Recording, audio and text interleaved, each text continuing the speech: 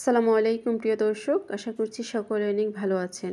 আজকের পর্বে তৈরি করে দেখাচ্ছি বিকেলের নাস্তার জন্য ফুলকপির পাকোড়া।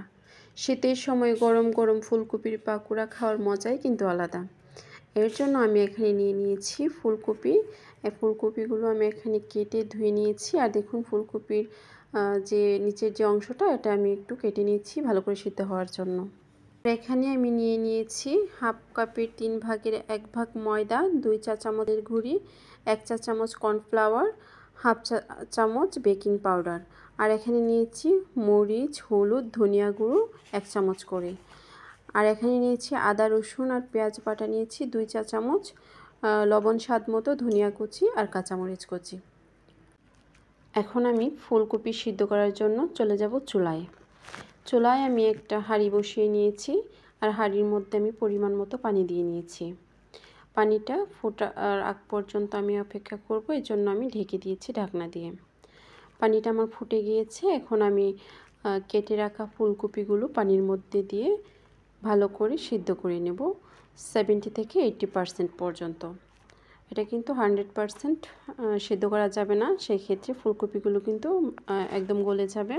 এখানে আমি একটু লবণ দিয়ে নিয়েছি। লবণ দিয়ে ভালো করে মিশিয়ে আমি ঢাকনা দিয়ে ঢেকে রেখে দিচ্ছি 3 থেকে 4 মিনিটের জন্য।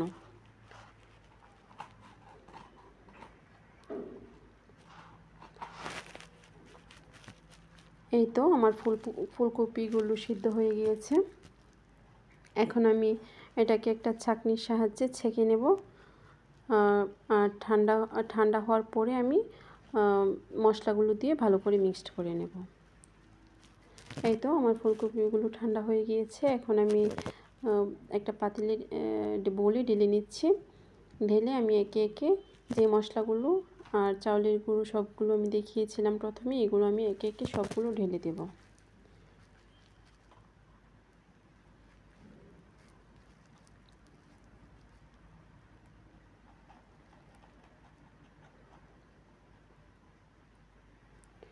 সবগুলো মশলা আমার ঢেলে দেওয়া হয়ে গেলে আমি এখানে একটা ডিম দিয়েছি।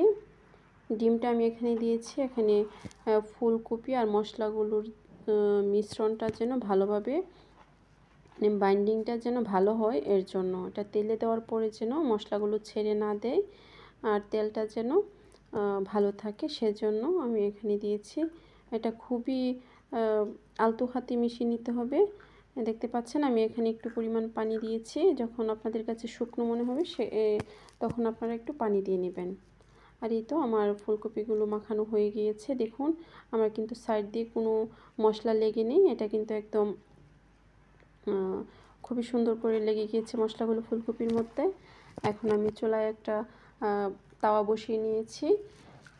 এখন আমি তেল ঢেলে দিচ্ছি। তেলটা গরম হয়ে এলে আমি এখানে একে একে ফুলকপির যে মিশ্রণটুকু, এগুলো আমি একে একে দিয়ে দিব। এই তো আমি এখন একটু উল্টিয়ে পাল্টিয়ে ভেজে নেব। এটা কিন্তু হাই হিটে রাখা যাবে না, সেক্ষেত্রে কিন্তু পুড়ে যাবে। মিডিয়াম টু হাই হিটে রাখতে হবে আর আস্তে আস্তে ভেজে নিতে হবে উল্টিয়ে পাল্টিয়ে।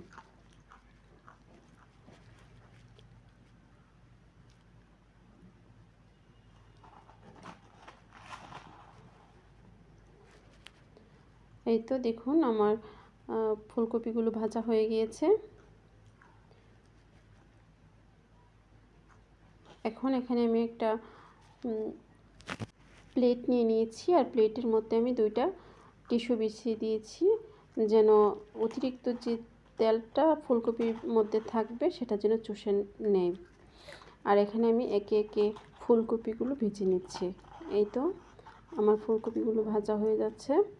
আমি 3 ধাপে এটা ভেজে নিয়েছি। আপনারা এভাবে বাসায় ট্রাই করে দেখবেন, খুবই ভালো লাগবে। বিকালে খেতে কিন্তু খুবই ভালো লাগে, গরম গরম পাকো শীতের মধ্যে খুবই ভালো লাগে। আপনারা বাসায় ট্রাই করে দেখবেন, আশা করছি ভালো লাগবে। আর যদি আমার রেসিপিটি আপনাদের কাছে ভালো লেগে থাকে, আমার চ্যানেলটিকে সাবস্ক্রাইব করে পাশেই থাকবেন। আর যারা ফেসবুক থেকে দেখবেন তারা আমার ফেসবুক পেজে ফলো দিয়ে রাখবেন। আসসালামু আলাইকুম।